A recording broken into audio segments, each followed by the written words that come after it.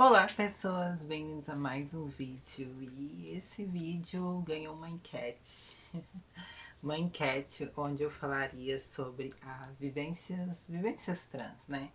Daí para esse vídeo eu separei cinco, cinco vivências, né, que a gente tem no cotidiano que pode se aplicar aí diferente para pessoas trans. Então, se você está interessado em saber quais são essas vivências, minto, na verdade são quatro. Mas eu vou dar uma de bônus aí, tá? Vem comigo para poder ver essas cinco vivências aí. Então, solta a vinheta. Quem viu os vídeos no canal desde o comecinho, viu que eu passei por muita mudança.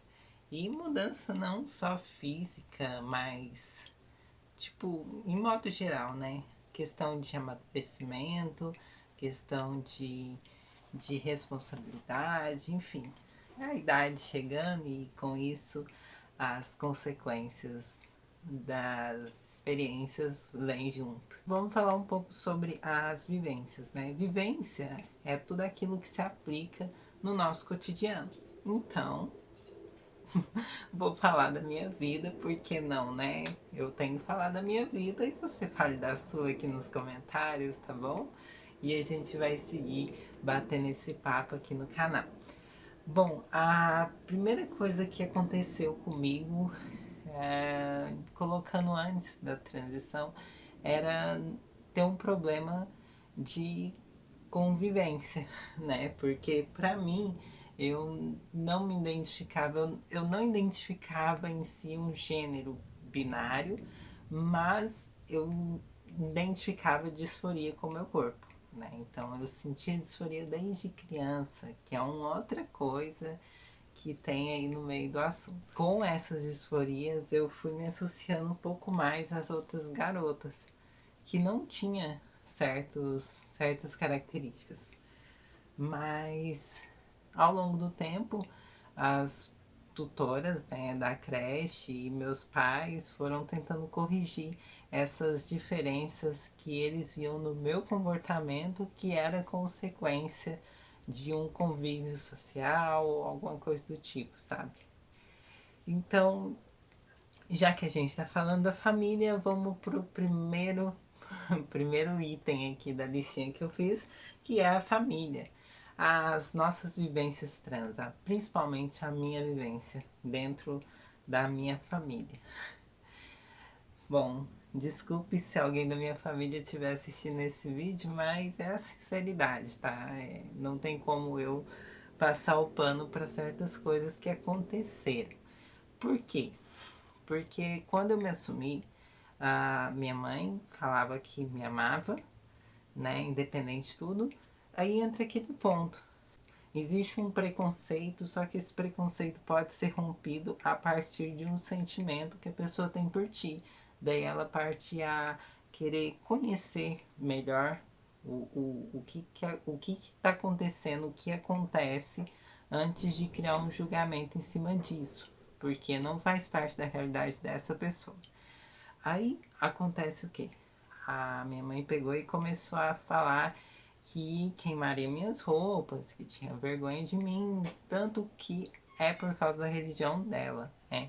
Entre esses pontos aí também, que segundo os pastores da religião dela, isso seria um pecado, e era o que ela repetia para mim desde criancinha, que era um pecado eu pensar em ser uma mulher, que era um pecado eu querer me vestir como mulher, que era um pecado eu olhar para homens. Então, tinha esse lance aí acontecendo.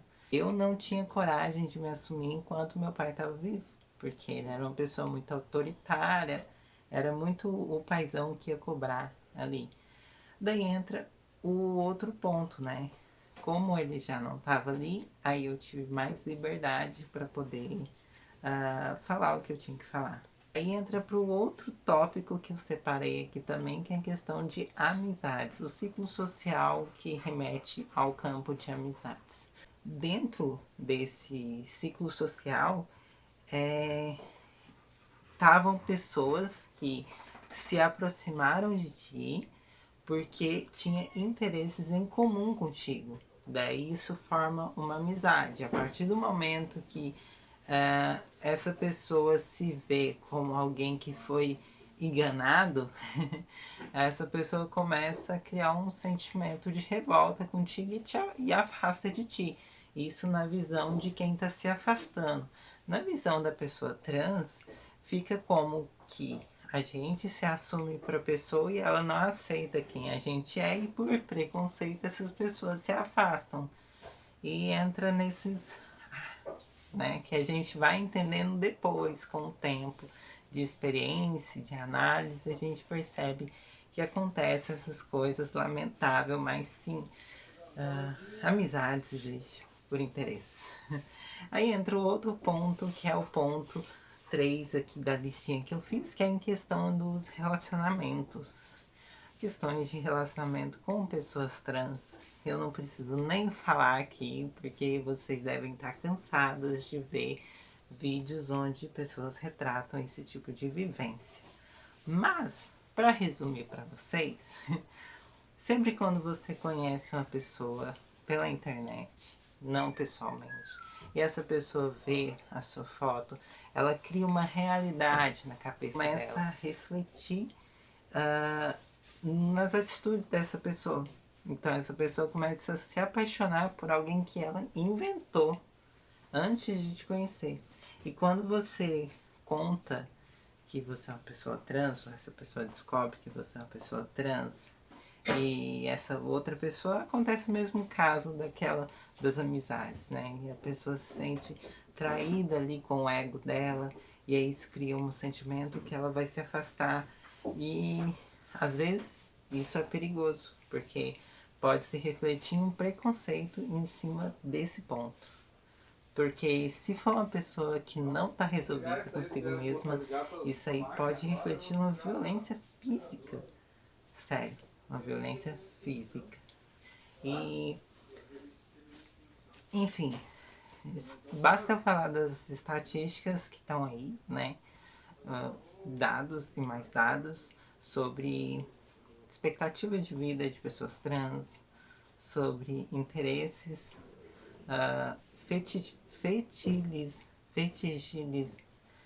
fetichilizados com corpos trans. Então tá aí, é só a gente pesquisar que acha.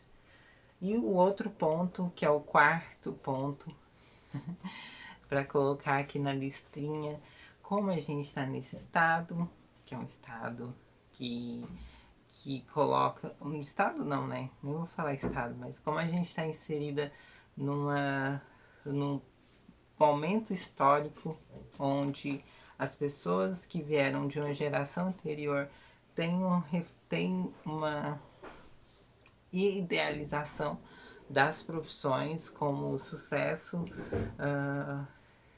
tem isso em mente, porque precisa daquele lance da casa própria, enfim. E entra aquela questão, né?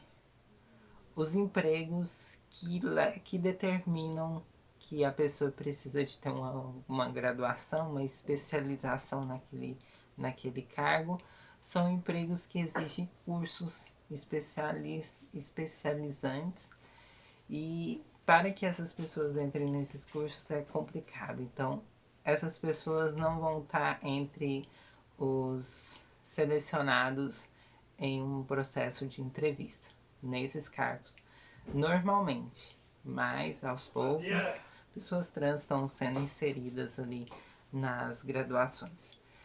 E entra uma curiosidade: se as pessoas trans não ocupam esses cargos, quais cargos as pessoas trans ocupam? Sim, pessoas trans ocupam cargos dentro de empresas. Só que entra um problema. No processo de seleção do RH, como é uma pessoa que não...